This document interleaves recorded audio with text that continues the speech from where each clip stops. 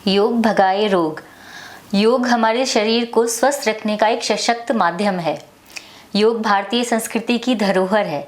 इसी विषय पर और ज़्यादा जानकारी के लिए हम डॉक्टर संपूर्णा से बातचीत करते हैं। आपका स्वागत है मैम। Thank you. 21 जून को अंतर्राष्ट्रीय योग दिवस मनाया गया। भारत समेत दुनिया भर के देशों ने योग किया। लेकिन क्या आपको लगता है कि योग जितना पहुंच पाना चाहिए, मैं भारत की बात कर रही हूँ, उतना सब घरों में नहीं पहुंचा है, या सिर्फ एक 21 तारीख का ही बुलबुला था वो? एज ए योग टीचर आप क्या सजेस्ट करना चाहेंगी कि लोग इससे ज़्यादा जुड़ें और कैसे जुड़ें? क्या सुझाव देना चाहेंगी?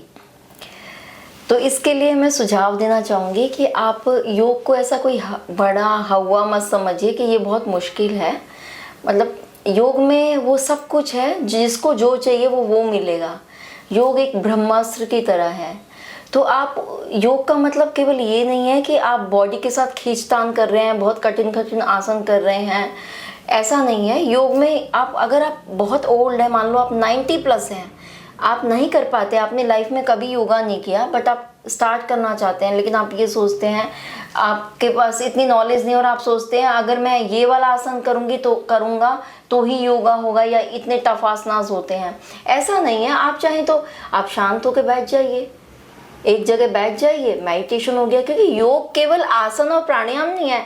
आसन प्राणायाम योग का छोटा सा पार्ट है, 3rd और 4th पार्ट है। योग में 8 अंग हैं। अष्टांग योग, यम, नियम, आसन, प्राणायाम, प्रत्याहार, धारणा, ध्यान और समाधि।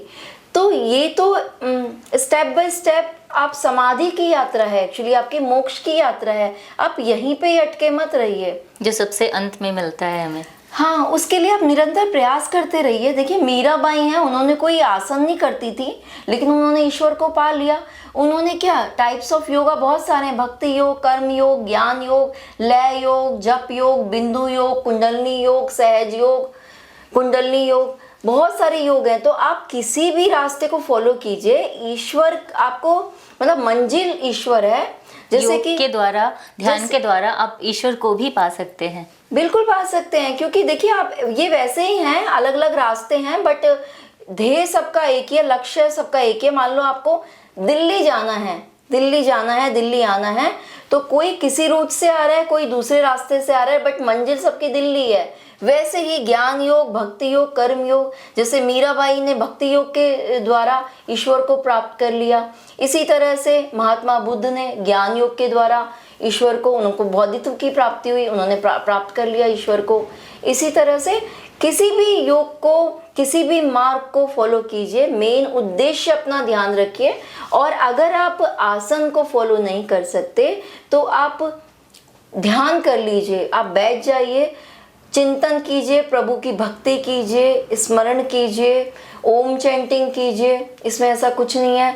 ये अगर ऐसा भी नहीं है कि आपको बैठे बैठे ही करना है, ये कोई रूल है कि बैठे ही करना है। अगर आपको लगता है कि मेरा स्वास्थ्य ठीक नहीं है, मान लो आप बेड रेस्ट पे हैं पूरा, या आप हॉस्पिटल में हैं, आप नहीं कर सकते, लेटे लेटे कर लीजिए, आंखें बंद कीजिए, शवासन में चले जाइए, आंखें बंद कीजिए, ओम चैंटिंग कर लीजिए, लेटे लेटे कर लीजिए। ईश्वर को सब पता है, ईश्वर को किसकी क्या कंडीशन है सब पता है।